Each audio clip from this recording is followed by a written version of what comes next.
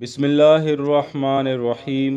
دوستو، کیا آپ جانتے ہیں حضرت معاویہ بن ابی سفیان رضی اللہ عنہ نے کب اسلام قبول کیا تھا؟ آپ نے اسلام قبول کرنے کے بعد کتنے سال تک اپنا ایمان اپنے گھر والوں سے چھپائے رکھا تھا، اور آپ نے اپنے ایمان کا اظہار کب اور کیسے کیا تھا؟ دوستو، یہ سب ہم اپنی آج کی ویڈیو میں بیان کریں گے۔ اس کے علاوہ ہم حضرت امیر معاویہ رضی اللہ عنہ کے قبول اسلام کے حوالے سے بہت سی ایسی معلومات بھی آپ کے ساتھ شیئر کریں گے جو یقیناً آپ کے علم میں خاطر خواہ اضافے کا باعث بنیں گی۔ حضرت معاویہ رضی اللہ عنہ کے اسلام لانے کے بارے میں بعض مؤرخین کا خیال ہے آپ اپنے والد اور والدہ کی طرح فتح مکہ کے روز دولت ایمان سے سرفراز ہوئے تھے، جیسا کہ علامہ جلال الدین سیوطی علیہ رحمہ اور دوسرے کئی ایک مورخین نے لکھا ہے۔ علامہ سیوطی لکھتے ہیں،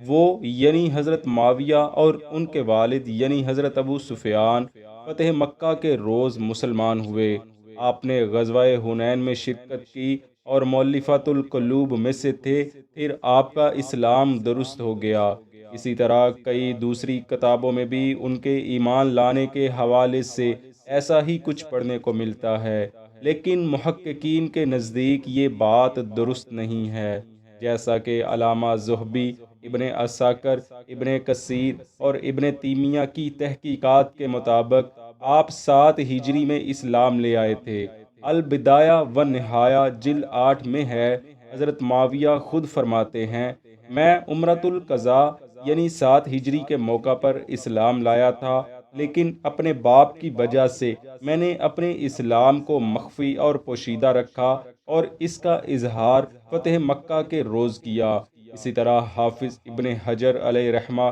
فتح الباری میں لکھتے ہیں، بعض وجوہ کی بنا پر آپ نے اپنے ایمان کو چھپائے رکھا، جن میں سب سے بڑی وجہ کفار مکہ کی مسلمانوں پر سختی تھی، کیونکہ وہ زمانہ ایسا تھا کہ زبان سے لا الہ الا اللہ کہنا سارے عرب کو اپنی مخالفت کی دعوت دینا تھا۔ اس کے علاوہ حضرت سیدنا بلال، حضرت عمار بن یاسر، حضرت صہیب رومی اور حضرت خباب بن الارت رضوان اللہ علیہ مجمعین کو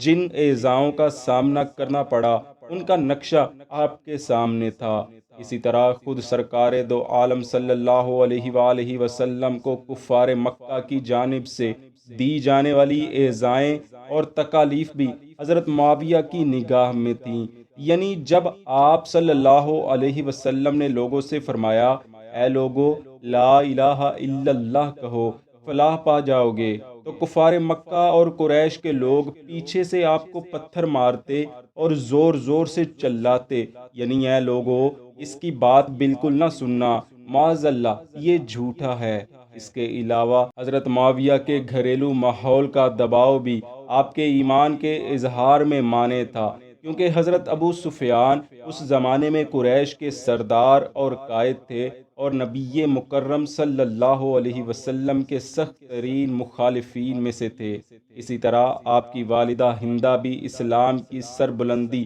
کسی صورت قبول نہ کر سکتی تھی۔ اس صورتحال میں بھلا وہ دونوں یہ کیسے برداشت کر سکتے تھے کہ خود ان کے گھر میں ہی اسلام کا وہ چشمہ جاری ہو جائے جس کو بند کرنے کے لیے انہوں نے بدر و احد کی جنگیں لڑی، اور ان میں قریش کے بڑے بڑے سردار کام آ گئے۔ یعنی ان روایات سے تو یہی ثابت ہوتا ہے کہ حضرت معاویہ فتح مکہ سے قبل ہی حضور سرور دو عالم صلی اللہ علیہ وآلہ وسلم پر ایمان لا چکے تھے۔ اسی سلسلے میں بخاری شریف کی ایک روایت بھی ملتی ہے جسے ہم ابھی آگے بیان کریں گے۔ ایک اور روایت کے الفاظ کچھ اس طرح ہیں کہ حضرت معاویہ فرماتے ہیں، میں عمرۃ القضاء کے روز اسلام لایا تھا، لیکن اپنے والد کے ڈر سے فتح مکہ تک اپنے اسلام کو چھپائے رکھا اور گھر میں اور باہر کسی پر ظاہر نہیں ہونے دیا۔ حافظ ابن حجر نے الاصابہ میں لکھا ہے،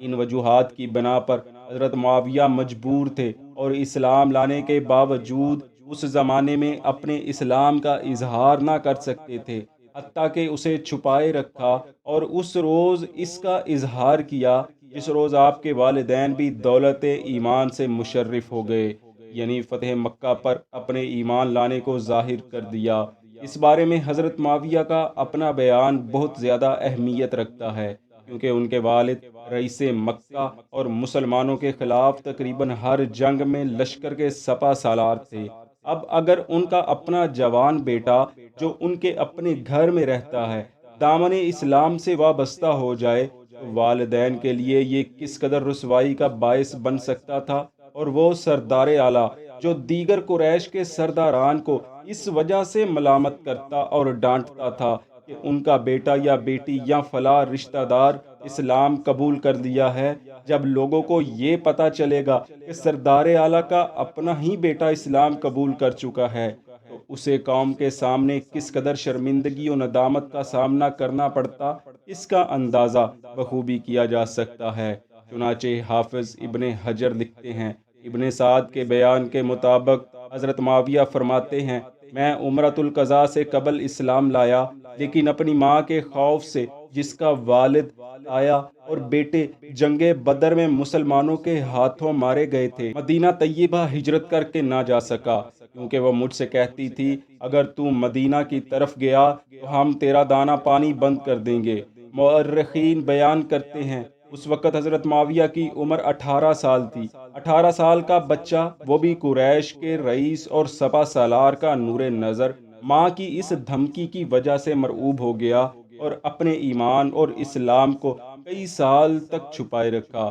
چنانچہ ابن اسیر کے الفاظ کے مطابق حضرت معاویہ کا اپنے اسلام کو چھپانا صرف اپنے والدین سے تھا، باقی سرکار دو عالم صلی اللہ علیہ وسلم کو انہوں نے اپنے مسلمان ہونے کے بارے صاف بتا دیا تھا۔ چنانچہ حضرت معاویہ خود فرماتے ہیں، میں عمرۃ القضاء کے سال دولت اسلام سے مشرف ہوا اور رسول اللہ سے ملاقات کر کے ان کو اپنے اسلام کے بارے میں بتا دیا اور آپ نے اسے قبول بھی فرما لیا۔ یعنی رسول اللہ صلی اللہ علیہ وسلم کو تو حضرت معاویہ نے اپنے مسلمان ہونے کے بارے میں بتا دیا، لیکن گھر والوں اور مکہ کے اہم لوگوں کے سامنے اپنے اسلام کا اظہار نہ کیا اور عام لوگوں کے سامنے اپنے مسلمان ہونے کا اعلان فتح مکہ پر کیا۔ اسی وجہ سے شاید بہت سے علماء کو اس بات پر یہ شبہ ہو گیا کہ آپ ایمان ہی فتح مکہ کے روز لائے تھے، حالانکہ حقیقت یہ نہیں ہے، جیسا کہ بخاری شریف کی ایک روایت سے بھی یہ بات واضح ہو جاتی ہے۔ چنانچہ حضرت ابن عباس رضی اللہ عنہما حضرت معاویہ سے روایت کرتے ہیں، حضرت معاویہ نے فرمایا، میں نے کینچی سے سرکار دو عالم صلی اللہ علیہ وسلم کے بال مبارک کاٹے تھے۔ شارحین کرام فرماتے ہیں، حضرت معاویہ نے رسول اللہ صلی اللہ علیہ وآلہ وسلم کے بال مبارک عمرۃ القضاء میں کاٹے تھے، جو کہ 7 ہجری میں ہوا تھا۔ یعنی اس سے یہ معلوم ہوتا ہے کہ حضرت معاویہ عمرۃ القضاء سے پہلے ہی دائرہ اسلام میں داخل ہو چکے تھے۔ یہی بات درست معلوم ہوتی ہے کیونکہ فتح مکہ سے قبل آپ نے اسلام کے خلاف کسی جنگ میں شرکت نہیں فرمائی، حالانکہ آپ کے والد اور خاندان کے دوسرے افراد ان جنگوں میں پیش تھے۔ اس سے معلوم ہوا کہ آپ 6 ہجری اور 8 ہجری کے درمیان ایمان لائے تھے۔ مشہور مورخ مصطفیٰ بک نجیب نے لکھا ہے، جہاں تک حضرت معاویہ رضی اللہ عنہ کے اسلام لانے کا تعلق ہے، ان کا معاملہ ایسا ہی ہے جیسا کہ سیدنا عباس رضی اللہ عنہ کا ہے، جو کہ جنگ بدر کے موقع پر ہی مشرف با اسلام ہو چکے تھے، لیکن اپنے اسلام کا اعلان آپ نے فتح مکہ سے کچھ پہلے کیا تھا۔ چنانچہ حضرت معاویہ بھی صلح حدیبیہ کے موقع پر ہی حلقہ بگوش اسلام ہو چکے تھے، لیکن اپنے اسلام کا اعلان آپ نے فتح مکہ کے روز کیا۔ دوستو، جب حضرت معاویہ دولت اسلام سے بہرہ ہوئے تو اس وقت آپ کی عمر 18 سال تھی۔ فتح مکہ کے بعد صرف چند غزوات ہوئے، جیسا کہ غزوہ حنین اور طائف۔ آپ نے ان دونوں غزوات میں بڑھ چڑھ کر حصہ لیا اور اپنی شجاعت و بہادری کے خوب جوہر دکھائے۔ مورخین لکھتے ہیں، غزوہ حنین کی فتح کے بعد خوب وافر مال غنیمت حاصل ہوا، جس میں سے رسول اللہ صلی اللہ علیہ وآلہ وسلم نے ان صحابہ کو حظ وافر عطا فرمایا جنہوں نے اسلام قبول کرنے کے بعد پہلی مرتبہ جنگ میں شرکت کی تھی۔ ان میں حضرت معاویہ رضی اللہ